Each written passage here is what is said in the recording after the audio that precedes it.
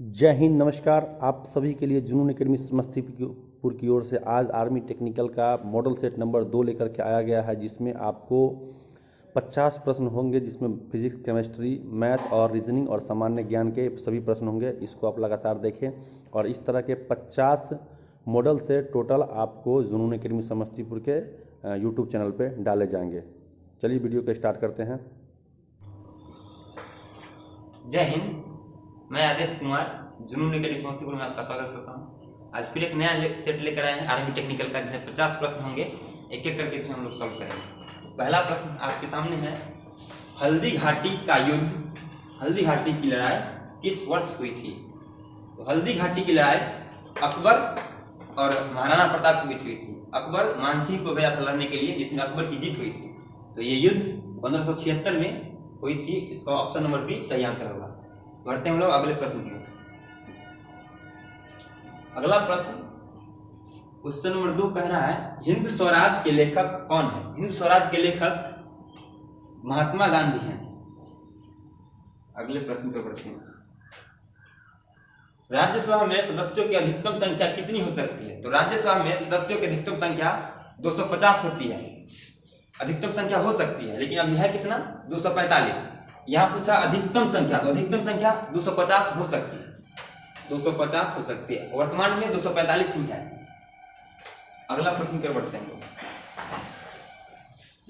राणा प्रताप सागर बांध किस नदी पर स्थित है? तो ये राजस्थान में चंबल नदी पर स्थित है। ऑप्शन नंबर सी इसका सही आंसर हो जाएगा। 5 नंबर क्वेश्चन है, असहयोग आंदोलन को कब समाप्त किया गया था?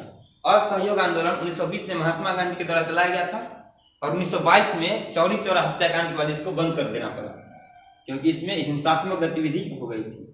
महात्मा गांधी अहिंसा के पुजारी थे। तो समाप्त हुआ था 1922 में। ऑप्शन नंबर सी इसका सही आंसर होगा।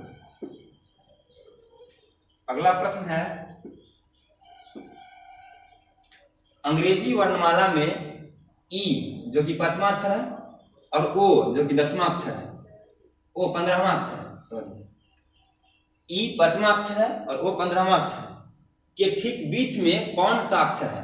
5 और 15 के बीच में 10वां अक्षर होगा। ऑप्शन नंबर 20 का सही आंसर हो जाएगा। अगले प्रश्न पर बढ़ते हैं।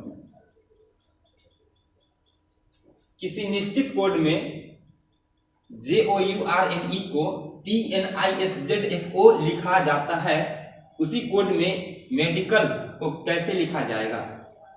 तो सबसे पहले इसका देखते हैं कि कौन कितना अक्षर पढ़ाता है। तो J 10वां अक्षर है, O 15वां है, U 21वां, R 18, N 14 और E 25, T 20, N 14, फिर I 9वां अक्षर है, S 19वां है और Z 26वां, F 6ठा और O 15वां। एक बार फिर से देख लेते हैं। ये 10वां, 15वां, 21वां, 18वां, 14, 5, ठीक है। 20, 14, 9, 19, 26, 6 और 15, ठीक है। तो देखते हैं क्या संबंध है इसमें। इसमें ये एक कम हो गया है और 10 में एक कम हो गया है, 21 में एक कम हो गया है, 21 में एक कम होकर 20 हो गया है, 10 में एक कम होकर 9 हो गया है और 15 में एक कम होकर 14 हो गया है। तो उसी तरह ये मेडिकल को मेडिकल M 13, 5, 4, E 5वां है, D 4था है, I 9वां, C 3रा, A पहला और L 12। तो ये भी ऐसे ऐसे करके एक कम हो जाएगा। 4 से एक कम होगा तो 3, 5 से एक कम होगा तो 4 और 12 से एक कम होगा तो 13 से एक कम होगा तो 12। तो 3 C पर, ये D पर और ये L पर, CDL ये हो सकता है, CDL ये भी हो सकता है, ये नहीं होगा और ये नहीं होगा। अब ये दोनों में से चूज करना है कि कौन होगा। तो इधर से देख लेते हैं। 14 से एक ज्यादा हो गया है 15 और 5 से एक ज्यादा हो गया है 6।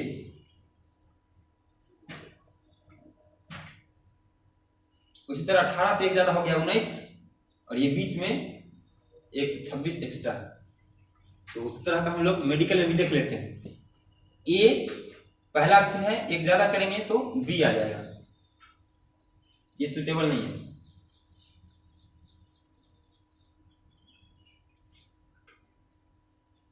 फिर से हम लोग देख लेते हैं एक बार, इस प्रश्न को फिर से बनाते हैं।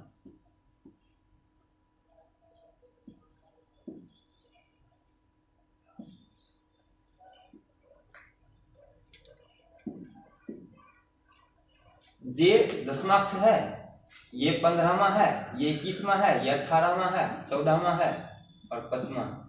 3 3 6 अक्षर, ये 3 3 6 1 7 अक्षर, ज्यादा हो गया शायद, क्वेश्चन में कोई मिस्टेक लग रहा है।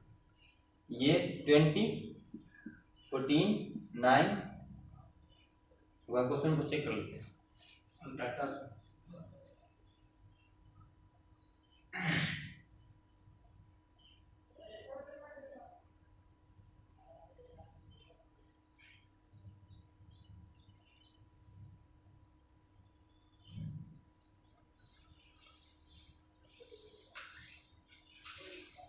JOURNEY गलत है, RNEY होगा। क्वेश्चन में मिस्टेक हो गया है, JOURNE उसके बाद Y होगा, यहाँ पर Y छूटा हुआ है क्वेश्चन में। 7 नंबर प्रश्न को हम लोग फिर से सॉल्व करते हैं। ये प्रश्न क्या 7 कहता है कि किसी निश्चित कोड में जर्नी को TNISZFO लिखा जाता है, उसी कोड में मेडिकल को कैसे लिखा जाएगा। तो J दशमाक्ष है, O 15वां, U 21वां, R 18वां, M 14वां, E 5वां और Y 25वां। अब क्वेश्चन सही है। T 20वां है, N 14वां है, I 9वां है, S 19वां होगा, Z 26वां होगा, F 6ठा है और O 15वां है। अब इसमें हम लोग संबंध स्थापित करेंगे। तो 10 में 1 कम हो गया 9, 21 में कम हो गया 20 और 15 में 1 कम हो गया तो 14। फिर यहाँ 25 में 1 ज्यादा हो गया तो 26, 14 में 1 ज्यादा हो गया तो 15 और 5 में 1 ज्यादा हो गया तो 6, यही। और इसमें 1 ज्यादा हो गया +1। तो मेडिकल में भी इस तरह का रिलेशन बिठा देंगे तो आंसर आ जाएगा। 13 है, 13 5 4 9 3 1 और 12, ये मेडिकल का अंक लिखे हैं। तो 10 से कम हो गया था 9, तो 13 से कम हो गया तो यहाँ 12 हो जाएगा, 4 से कम हो गया तो 3 और 5 से कम हो गया तो 4। फिर इस तरह से इधर 12 में 1 जोड़ देंगे तो 13, फिर 3 में 1 जोड़ देंगे तो 4, जैसे यहाँ 14 में 1 जोड़ दिया तो 15 हो गया, 5 में 1 जोड़ दिया ना तो 1 में 1 जोड़ देंगे तो 2 आ जाएगा, और 18 का 19 हुआ है तो 9 का 10 हो जाएगा। तो 3 का C, 4 का D, 12 का L आएगा और 10 का J, 13 का M और 2 का B और 4 का D, ये वाला ऑप्शन हो जाएगा CDLJ MBD। Option number A इसका सही आंसर होगा। बढ़ते हम लोग अगले प्रश्न की ओर। ये रीजनिंग का प्रश्न था। 8वां नंबर प्रश्न कहता है, मीनू अपने घर से पूरब की ओर 25 मीटर चली और बाएं मुड़कर 20 मीटर गई। फिर वह पश्चिम की ओर मुड़कर 15 मीटर चली और बाईं ओर मुड़कर 20 मीटर चली। अब वह अपने घर से किस दिशा में है। मीनू अपने घर से पूरब की ओर मतलब इस तरफ, मानचित्र में उस तरफ पूरब होता है, पूरब की ओर 25 मीटर चली है और बाएं मुड़कर मतलब ऊपर 20 मीटर चली। फिर वह पश्चिम की ओर मुड़ गई मतलब पीछे, पश्चिम तो इधर होता है मानचित्र में, पश्चिम की ओर मुड़कर मात्र 15 मीटर चली। तो ये तो 25 था,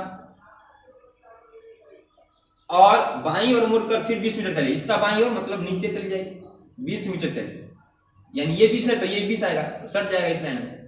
अब वह अपने घर से किस दिशा में, यहां पर घर था, यहां से घर था, घर उधर यहां पर है, इसका मतलब पूरब दिशा में, पूरब। ऑप्शन नंबर सी इसका सही आंसर हो जाएगा। फिर से इसको समझ लेते हैं। 25 मीटर पूरब चली थी, तो 25 मीटर पूरब चली, फिर 20 मीटर बाईं, फिर 15 मीटर पश्चिम की ओर, और फिर बाईं ओर मुड़कर 20 मीटर चली। तो ये 20 था तो ये सट जाएगा। यहां पर घर था तो घर से अभी भी पूरब है, 10 मीटर पूरब है, तो पूरब ऑप्शन नंबर सी सही आंसर। अगले प्रश्न पर हम लोग बढ़ते हैं। 6:20 पर घंटा तथा मिनट की सुई के बीच का कोण कितना हो?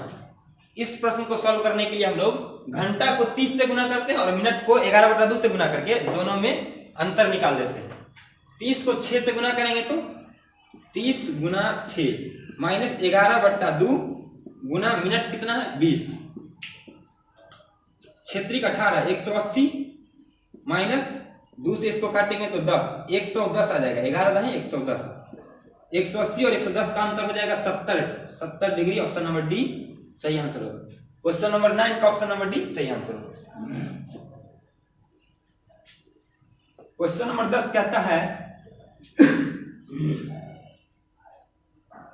यदि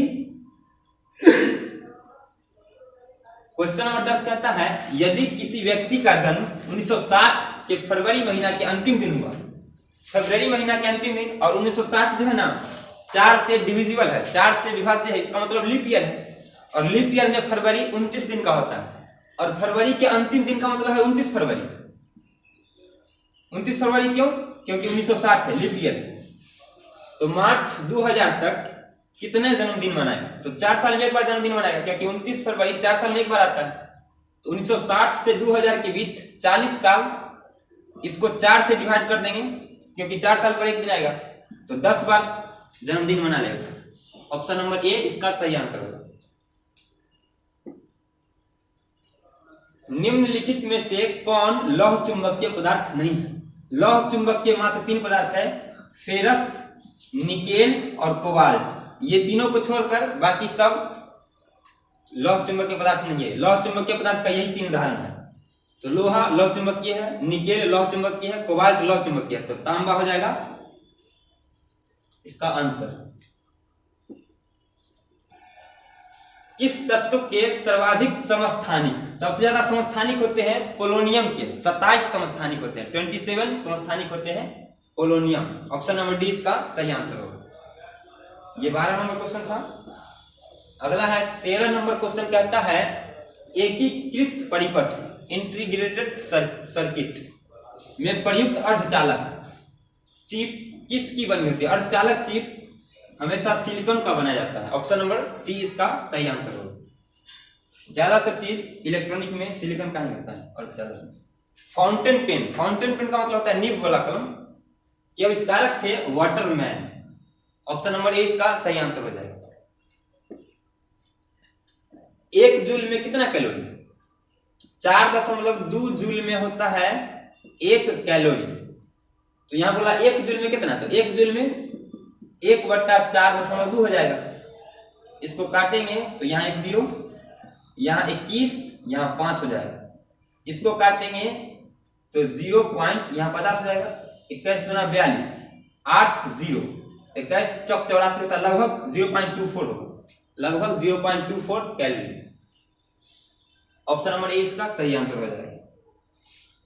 नाभिकीय रिएक्टर के निर्माण में निम्नलिखित में से कौन सा अनिवार्य तत्व है?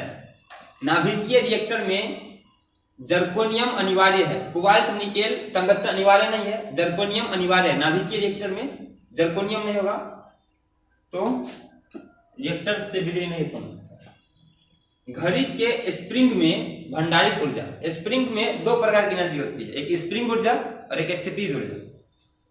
तो ये ऑप्शन नंबर ए गतिज ऊर्जा, स्थितिज ऊष्मा और रासायनिक, तो स्थितिज ऊर्जा इसका सही आंसर होगा। 17 नंबर क्वेश्चन का ऑप्शन नंबर बी सही आंसर होगा। अगला प्रश्न है, एक व्यक्ति दीवार को धकेलता है परंतु इसे विस्थापित नहीं कर पाता। विस्थापित नहीं कर पाता मतलब दूरी 1 भी नहीं, 0 हो जाएगा दूरी। तो किया गया कार्य, कार्य का फॉर्मूला होता है W बराबर Fs, वर्क बराबर फोर्स इंटू डिस्प्लेसमेंट। तो बल तो लगा है लेकिन डिस्प्लेसमेंट 0 हुआ तो वर्क भी 0 हो जाएगा, यानी कार्य 0। ऑप्शन नंबर सी इसका सही आंसर होगा। अगला प्रश्न है, विद्युत धारा का ऐसा मात्रक, विद्युत धारा का ऐसा मात्रक एम्पियर होता है। विद्युत धारा होता है I बराबर Q/T। इसको हम कूलम्ब प्रति सेकंड भी लिख सकते हैं, यानी कूलम्ब प्रति सेकंड को ही एम्पियर बोलते हैं। एम्पियर का मतलब कूलम्ब प्रति सेकंड, अगर एम्पियर नहीं देता तो कूलम्ब प्रति सेकंड जरूर देता है। विद्युत धारा का ऐसा मात्रक एम्पियर हो। ऑप्शन नंबर सी सही आंसर। अगला प्रश्न है, एक समान चुंबकीय क्षेत्र में बल रेखाएं होनी चाहिए। एक समान चुंबकीय क्षेत्र हो या विद्युतीय क्षेत्र हो, हमेशा बल रेखाएं यानी विद्युतीय बल रेखा या चुंबकीय बल रेखा एक दूसरे के समानांतर ही होती है। तो एक दूसरे के समानांतर option number B, option number C सही इसका आंसर होगा। पानी के भीतर तैरते हुए मनुष्य को, पानी के भीतर, यहां मान लेते ये पानी है, पानी के भीतर तैरते हुए मनुष्य को स्थित मीनार की ऊंचाई, ये मान लेते हैं मीनार है। पानी के भीतर जो तैर रहा है वो ऐसे, ये अभिलंब है, ऊपर जाएगा तो अगर ये इसका है तो उसको सही ऊंचाई कब दिखाई देगा, ऐसे। तो ये अगर सही ऊंचाई ये है तो इसको ऊपर तक दिखाई देगा, क्योंकि मीडियम चेंज होने पर अभिलंब से किरण दूर भागती है, तो इसका ऊंचाई ज्यादा दिखाई देगा, अपवर्तन के कारण नीचे से ऊपर ज्यादा दिखाई देगा, तो ऊंचाई ज्यादा हो जाएगा। क्यों? अगर ये आंख है, यहां से देख रहा है तो इसका ये ऊंचाई है, तो यहां से आके यहां, लेकिन इसका सीधा कहां होगा, ऊपर, तो इसका ऊंचाई अपने आप इसको ज्यादा दिखाई देगा, ज्यादा है नहीं लेकिन ज्यादा दिखाई देगा। तो 21 नंबर क्वेश्चन का ऑप्शन नंबर ए सही आंसर होगा। अगला प्रश्न है, इंद्रधनुष का भीतरी हिस्सा किस रंग का होता है। इंद्रधनुष का भीतरी हिस्सा बैगनी कलर का होता है, बैगनी हो जाएगा, और ऊपरी लाल का होता है, ऊपर का लाल और भीतर का बैगनी। डायनेमो से किस प्रकार की धारा प्राप्त होती है। डायनेमो से दोनों प्रकार की धारा प्राप्त हो सकती है, विस्क धारा भी और प्रत्यावर्ती धारा। उत्तोलक निम्न प्रकार के होते हैं। अच्छा, कितने प्रकार के होते हैं? उत्तोलक 3 प्रकार के होते हैं, प्रथम श्रेणी का उत्तक, द्वितीय श्रेणी का उत्तोलक और तृतीय श्रेणी का उत्तोलक। तो उत्तोलक 3 तरह के होते हैं, 4, 2, 5 नन, ये नन होगा, यानी इनमें से कोई नहीं।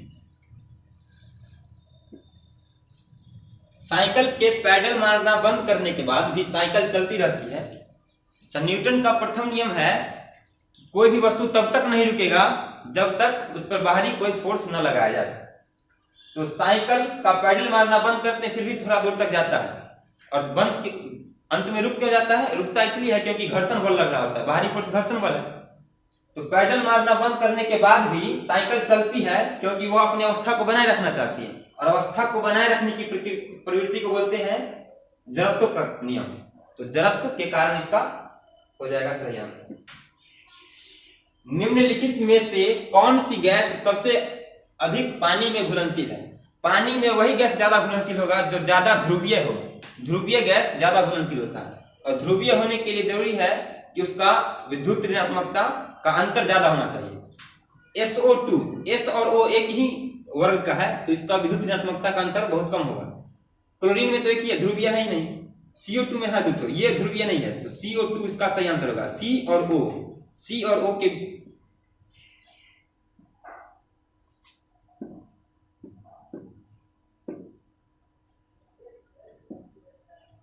C और O का फिगर ऐसे बनता है, ये ज्यादा ध्रुवीय है, इस सब के कंपैरिजन में ये ज्यादा ध्रुवीय है, क्योंकि O का इलेक्ट्रोनेगेटिविटी और कार्बन का इलेक्ट्रोनेगेटिविटी का अंतर ज्यादा है, इसलिए ये ज्यादा ध्रुवीय है, और ज्यादा ध्रुवीय पानी में ज्यादा घुलनशील होता है। तो ध्रुवीय अणु ही पानी में घुलनशील होता है। ऑप्शन नंबर सी इसका सही आंसर होगा, कार्बन डाइऑक्साइड। रेडियोधर्मिता को मापने के लिए उपयोगी यंत्र क्या है? उपयोगी यंत्र का नाम है गैंगर Muller counter. Option number A इसका सही आंसर होगा। अगला प्रश्न है, निम्नलिखित में से कौन सा तत्व नहीं है? तत्व नहीं है मतलब कंपाउंड है, यौगिक है, यानु है। तो ये क्लोरीन तत्व है, ऑक्सीजन भी तत्व है, हाइड्रोजन भी तत्व है, लेकिन ये यौगिक है। कार्बन डाइऑक्साइड क्या है? यौगिक है। एक से ज्यादा तत्व दिखाई दे तो ये यौगिक होता है, तो ये यौगिक हो गया, तत्व नहीं है, मतलब ये तत्व नहीं है, यौगिक है। ऑप्शन नंबर डी इसका सही आंसर हो जाएगा।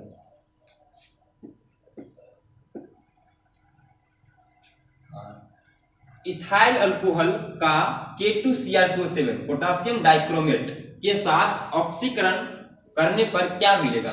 इथाइल अल्कोहल का फॉर्मूला होता है C2H5OH, इसको K2Cr2O7 और H2SO4 दे देते हैं, तो ये दोनों ऑक्सीकारक है, यानी ऑक्सीजन दे के ऑक्सीडाइज कर देगा, इसको ऑक्सीकृत कर देगा। तो ये बन जाता है CH3CHO, और ये फिर तुरंत ऑक्सीडाइज होके, ये तो बहुत सारा मात्रा में ऑक्सीजन प्रोवाइड कराता है, तो ये तुरंत ऑक्सीडाइज होके CH3COOH बन जाता है। ये CH3CHO के साथ पानी भी निकालता है। CH3CHO यानी मिथाइल अल्डिहाइड तुरंत एसिटिक एसिड में बदल जाता है, एसिटिक एसिड में बदल जाता है, यानी इथाइल अल्कोहल अंततः एसिटिक एसिड में बदल जाता है। किसके वजह से? K2Cr2O7 की वजह से। क्यों? क्योंकि ये ऑक्सीडाइज कर देता है। इस प्रश्न को ऐसे करके पूछा सकता है कि ये इथाइल अल्कोहल का ऑक्सीकरण क्या देता है? तो इथाइल अल्कोहल का ऑक्सीकरण भी एसिटिक एसिड ही देता है, तो एसिटिक एसिड इसका सही आंसर हो जाएगा, क्योंकि ऑक्सीडेशन हुआ है।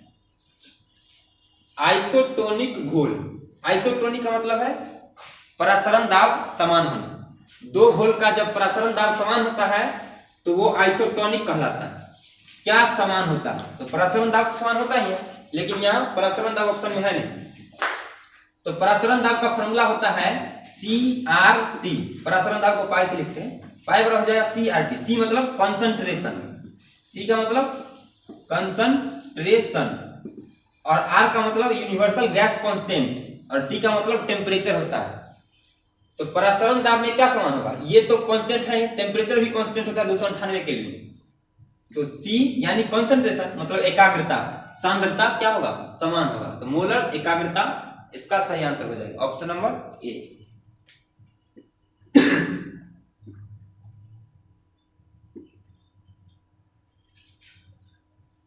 निम्न में से कौन सा विसंवाही है? विसंवाही का अर्थ है नॉन कंडक्टिंग। तो ग्रेफाइट कंडक्टर होता है, एल्यूमिनियम भी कंडक्टिंग है, और हीरा तो कार्बन है, अधातु है, इसलिए विसंवाही का उदाहरण हीरा ही होगा। 32 नंबर क्वेश्चन कहता है तत्व के सबसे छोटे भाग को क्या कहते हैं? तत्व के सबसे छोटे भाग को परमाणु बोलते हैं, और परमाणु का अर्थ होता है परम अणु, मतलब सबसे छोटा अणु, अणु मतलब सबसे छोटा। तो ऑप्शन नंबर ए इसका सही आंसर हो जाएगा। और परमाणु को भी छोटा करेंगे तो इलेक्ट्रॉन, प्रोटॉन और न्यूट्रॉन ये तीनों मिलेगा, लेकिन तत्व को छोटा करेंगे तो पहले परमाणु मिलेगा, और फिर परमाणु को छोटा करेंगे तो परमाणु के अंदर इलेक्ट्रॉन, प्रोटॉन, न्यूट्रॉन पाया जाता है। 32 नंबर क्वेश्चन का ऑप्शन नंबर ए सही आंसर। अगला क्वेश्चन है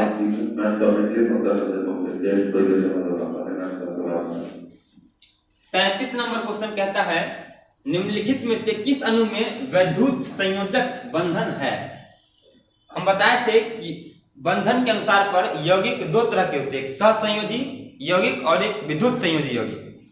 तो सहसंयोजी यौगिक कहते हैं अधातु और अधातु के बीच बंधन को, अधातु और अधातु के बीच बंधन रहेगा तो इस बंधन को बोलते हैं सहसंयोजी,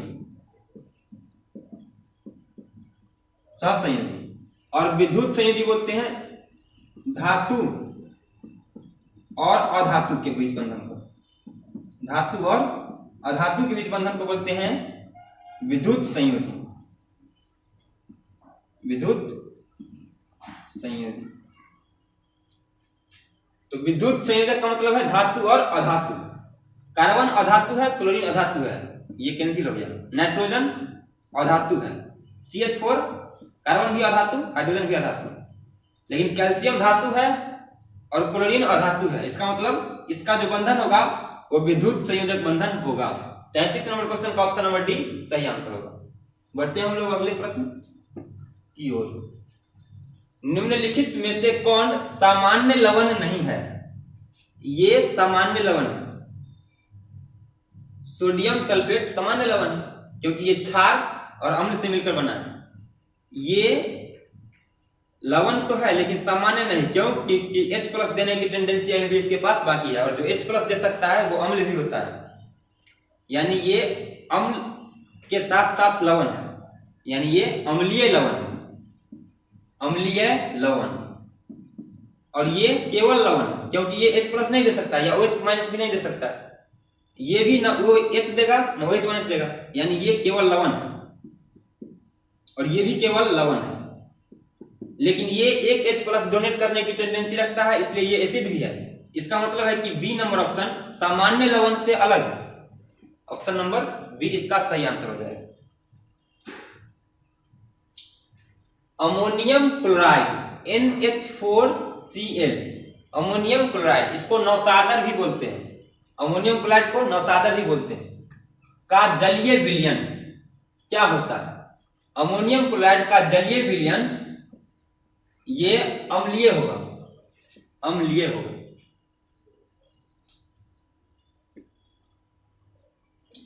अब हम लोग मैथ के प्रश्न की ओर बढ़ते हैं। 36 नंबर क्वेश्चन बोल रहा है 5 + 8 + 11 + 14 करते करते ये 22 नहीं होगा, ये 22वां लिख लेते हैं। 22वां करेंगे तब इसका सही आंसर आएगा। 22 प्रिंटिंग मिस्टेक है। ये 22वां मतलब 22वां पद तक सम करेंगे तो कितना आएगा?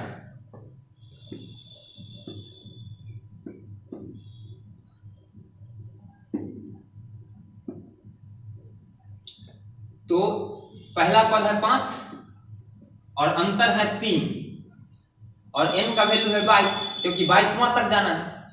तो जो होगा अंतिम पद वो होगा a + n - 1 × d। तो a का वैल्यू 5, a + n - 1 ये होगा, ये a + n - 1 मतलब 22 में से 1 गया तो 21 और d का वैल्यू 3। 5 + 21 दिया 63, 63 5 68, मतलब अंतिम जो पद होगा, अंतिम वाला पद nवां पद मतलब 22वां पद वो 68 होगा। और सम का फॉर्मूला होता है n/2 × a + l। n/2 का मतलब 22/2 11, a का वैल्यू मतलब प्रथम पद 5 प्लस l मतलब अंतिमा पद 68। 11 × 68 और 5 8 5 13 मतलब 73, और 73 को 11 से गुना करेंगे तो 3 7 3 10 के 0 हासिल 1 2 1 7 1 8 803 आएगा। 73 को 11 से गुना करेंगे तो 803। ऑप्शन नंबर बी इसका सही आंसर हो जाएगा। बढ़ते हम लोग अगले प्रश्न पर। 37 नंबर क्वेश्चन कहता है, वीडियो को पॉज करके आप खुद ही बना सकते हैं ताकि आपको पता चले। 7:13 के प्रत्येक पद में क्या जोड़ा जाए कि नई संख्या 2:3 के अनुपात में हो जाए। मतलब 7/13 ये दोनों में क्या जोड़ा जाए कि ये अनुपात बदल के 2/3 हो जाए। 7:13 में क्या जोड़ा जाए प्रत्येक पद में, मतलब दोनों पद में क्या जोड़ा जाए? x जोड़ देते हैं, क्रॉस मल्टीप्लाई करेंगे तो 7 × 21 + 3x और 13 × 26 + 2x। 21 इधर आएगा तो 26 माइनस हो जाएगा, 21 - 26 और ये 2x - 3x, x वाले को एक साथ कर देते हैं, ये -5 हो जाएगा, ये -x हो जाएगा, माइनस से माइनस कैंसिल, x = 5 आ जाएगा आंसर, यानी x जोड़ा जाए मतलब 5 जोड़ा जाए। ऑप्शन नंबर ए इसका 37 नंबर क्वेश्चन का ऑप्शन नंबर ए 5 आंसर होगा। 38 नंबर क्वेश्चन कहता है, कोई राशि 10 वर्ष में, टाइम दे दिया 10 वर्ष, 3 गुना हो जाता है, मतलब 1 रुपया का 3 रुपया हो जाता है, तो साधारण ब्याज की दर क्या होगी? 1 रुपया का 3 रुपया हो जाना मतलब ब्याज 2 रुपया है, 3 गुना हो जाने का मतलब 1 रुपया 3 रुपया हो जाता है, तो ब्याज 2 रुपया होगा, 3 में से 1 घटा देंगे तो ब्याज बराबर फॉर्मूला होता है मूलधन गुने दर गुने समय बट्टा 100। तो ब्याज अगर 1 रुपया मानेंगे प्रिंसिपल को तो ब्याज हो जाएगा 2 रुपया।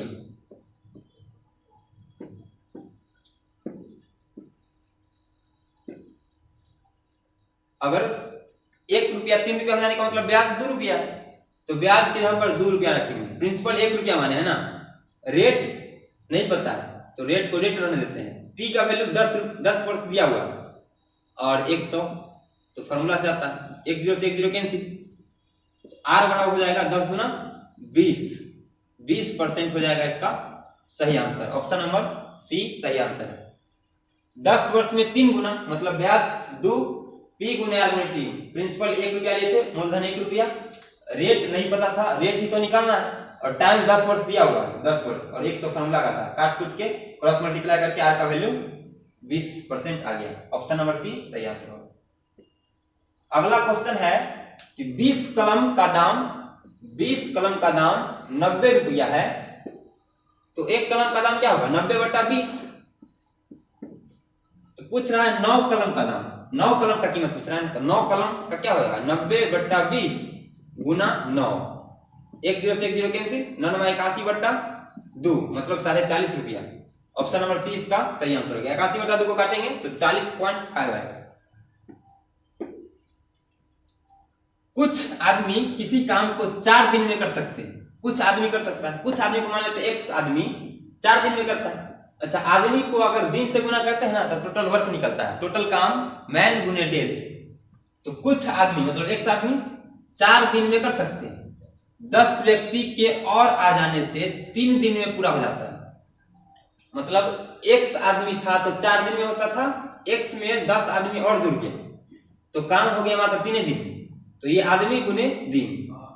तो प्रारंभ में कितने व्यक्ति काम कर रहे थे, एक्स का वैल्यू फाइंड आउट करना है। तो ये 4x इक्वल हो जाएगा 3x + 30, गुना करते हैं ऐसे तो 4x x वाले टर्म को एक साथ, ये 30 हो जाएगा, x बराबर आ जाएगा 30। x मतलब जो पहले आदमी की संख्या था, इसका मतलब प्रारंभ में व्यक्ति की संख्या 30 रही होगी। ऑप्शन नंबर सी इसका सही आंसर हो जाएगा। 41 कहता है कि किसी वर्ग की एक भुजा 50% बढ़ा दी जाए तो उसके क्षेत्रफल में कितने प्रतिशत की वृद्धि होगी। भुजा को 50% बढ़ा देना है, यानी 1 रहेगा तो 1.5 कर देंगे, 100 रहेगा तो 150 कर देंगे, 50% बढ़ा देना है। तो पहले वाला वर्ग लिख देते हैं, वर्ग 1 का जो क्षेत्रफल होगा वो अगर 1 मानेंगे तो 1 का स्क्वायर 1 होगा, भुजा स्क्वायर होता है वर्ग का क्षेत्रफल। और 50% बढ़ा देने के बाद जो वर्ग दूसरा आएगा वो 1.5 का स्क्वायर होगा, क्योंकि 50% बढ़ा दिए 1 रुपया में यानी 1 मीटर में अगर 50% बढ़ा देंगे तो 1.5 आएगा। तो 15 का स्क्वायर 225 आता है, 2 अंक के बाद डेसिमल दे देंगे। कितना वृद्धि हुआ, 1 से 2.5 हो गया तो वृद्धि कितना होगा, वृद्धि हो जाएगा 2.25 में से 1 रुपया घटा देंगे यानी 1 मीटर घटा देंगे तो 1.25 आएगा। वृद्धि को प्रतिशत बदलने के लिए 100 से गुना करेंगे तो 125 हो जाएगा इसका सही आंसर। 1.25 गुने 100 125% आंसर हो जाएगा। 41 नंबर क्वेश्चन का सी सही आंसर है। 42 नंबर क्वेश्चन कहता है यदि a - b 7 हो और ab 30 हो तो a² + b²।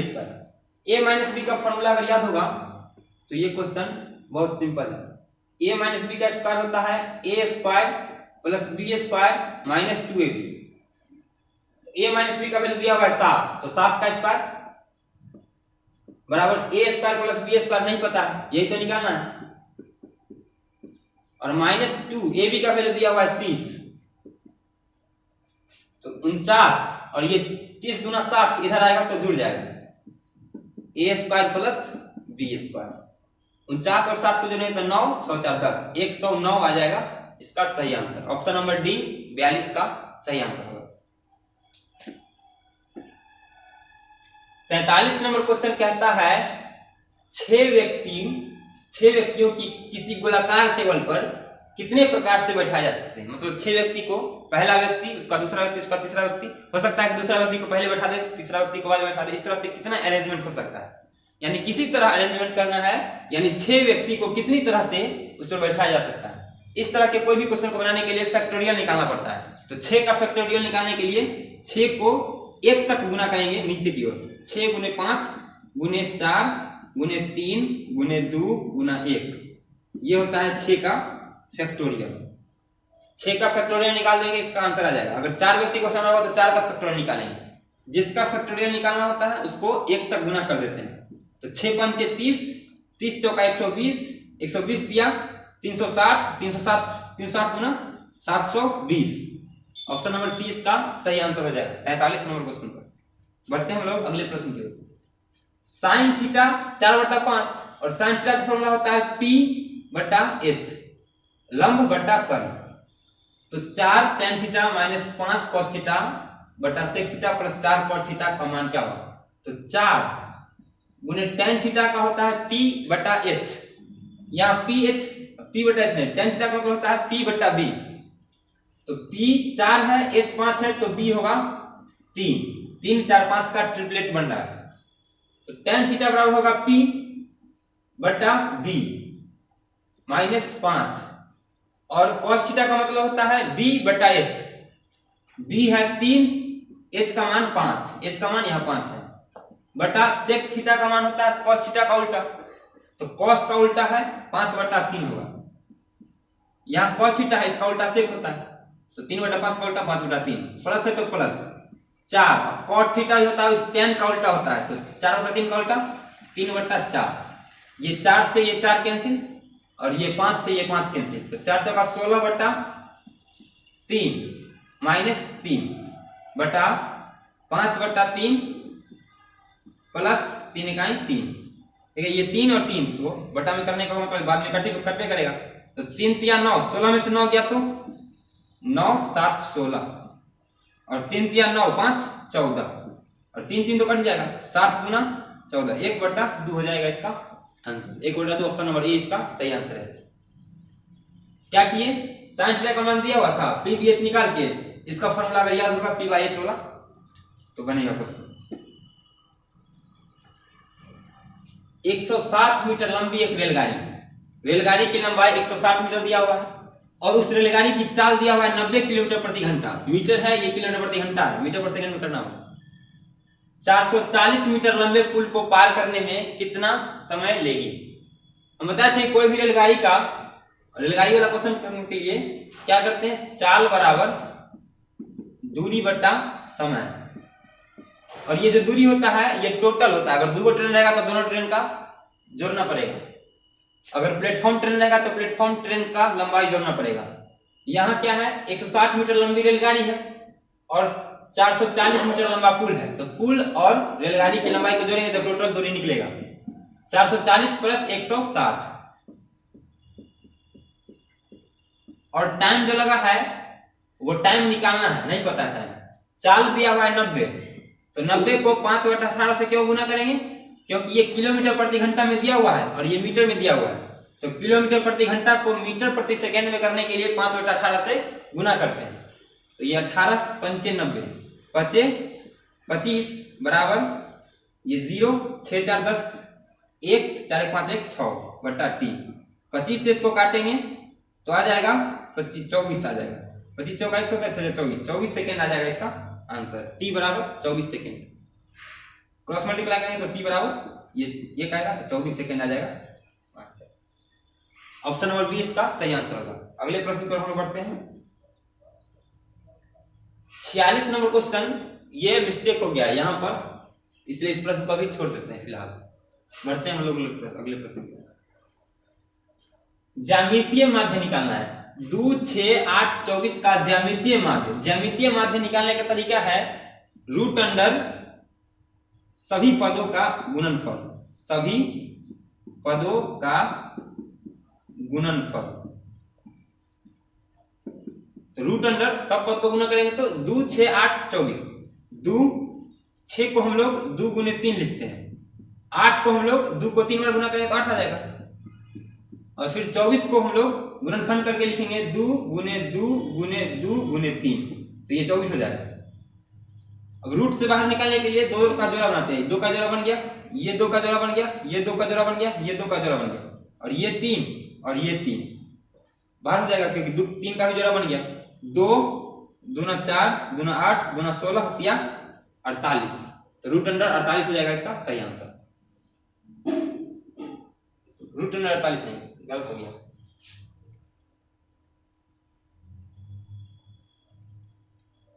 अच्छा, रूट अंडर 48 इसलिए होगा क्योंकि ये जो सही पदों का गुणनफल होता है ना, ज्यामितीय माध्य का मतलब है सही पदों का गुणनफल, और यहाँ पर पदों की संख्या लिखा जाता है, यहाँ पर पदों की संख्या होती है, पदों की संख्या।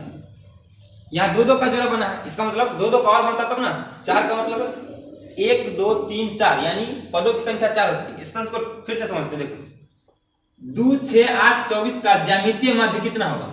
ज्यामितीय माध्य का फॉर्मूला होता है रूट अंडर सभी पदों का गुणनफल, और रूट अंडर यहाँ लिखाता है पदों की संख्या, तो यहाँ पदों की संख्या 4 है, तो यहाँ अगर 4 लिखाएगा तो अंदर में 4 4 का जोड़ा बनना चाहिए, 4 4 का जोड़ा सब में बनेगा नहीं, तो रूट अंडर 48 हो जाएगा। क्यों? क्योंकि 2 का जोड़ा बना है ना, तो 1 2 बचा रहेगा, 4 का जोड़ा बनाना था लेकिन हमने 2 का जोड़ा बनाया, इसका मतलब 2 बचा हुआ है, तो यहाँ रूट अंडर बचा रहेगा, तो 48 और root under, option number A इसका सही आंसर हो जाएगा।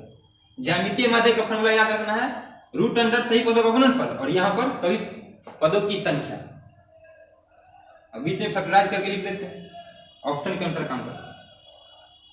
48 नंबर क्वेश्चन कहता है यदि x माइनस 1/x बराबर 4 हो तो x cube minus 1/x cube का मान क्या होगा। x माइनस 1/x बराबर 4, क्यूब निकालना है तो इसको क्यूब कर देंगे, x माइनस 1/x बराबर 4, दोनों तरफ क्यूब कर देते हैं। तो x का क्यूब a माइनस b का क्यूब होता है a cube minus b cube minus 3a square b plus 3ab square. तो a cube minus b cube minus 3a square b plus 3ab square. ये x से ये cancel हो गया, ये x से ये कैंसिल हो गया, तो x cube minus 1/x cube, यही तो निकालना है, माइनस अच्छा बराबर 4 का क्यूब होता है 64, ये 3 कॉमन हो जाएगा, यहाँ क्या बचा x बचा और यहाँ माइनस 1/x बचा, क्योंकि माइनस कॉमन लिया है तो प्लस का माइनस हो जाएगा, बराबर 64 है, रहेगा ये तो निकालना ही है।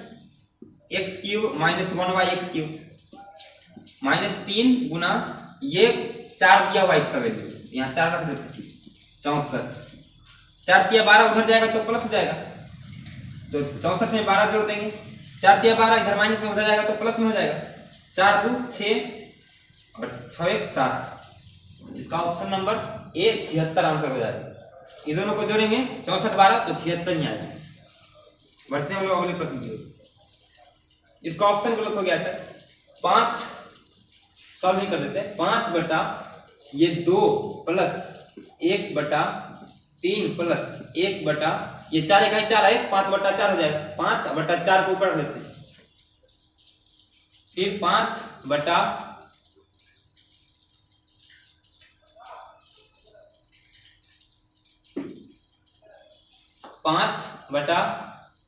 2 प्लस 1/5 क्या 15 4 19, ये 5 फिर ऊपर चल जाएगा तो 5 ऊपर कर देते हैं अभी। अब क्या हो जाएगा 5 बटा 19 दूना 38 और 5 43 और ये 19 ऊपर चल जाएगा 19,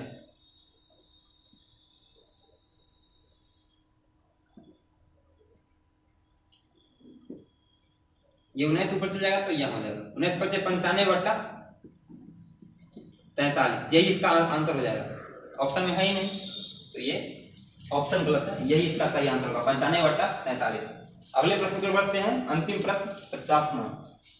ये 50 नंबर क्वेश्चन कहता है एक वृत्त की त्रिज्या 7 सेंटीमीटर, आर का वैल्यू दिया है 7 सेंटीमीटर, तो उसका क्षेत्रफल, वृत्त का क्षेत्रफल होता है पाई आर स्क्वायर, 22 बटा 7 होता है पाई का वैल्यू, आर का मान 7, 2 बार गुना करेंगे क्योंकि आर स्क्वायर, एगो 7 से एगो 7 खत्म, 22 7 154, 7 गुना 14 4 7 14 1 15, 154 सेंटीमीटर स्क्वायर हो जाएगा इसका सही आंसर। 50 नंबर क्वेश्चन का ऑप्शन नंबर ए इसका सही आंसर है। तो ये थे आपके आर्मी टेक्निकल के 50 प्रश्न जो कि अभी खत्म हुए।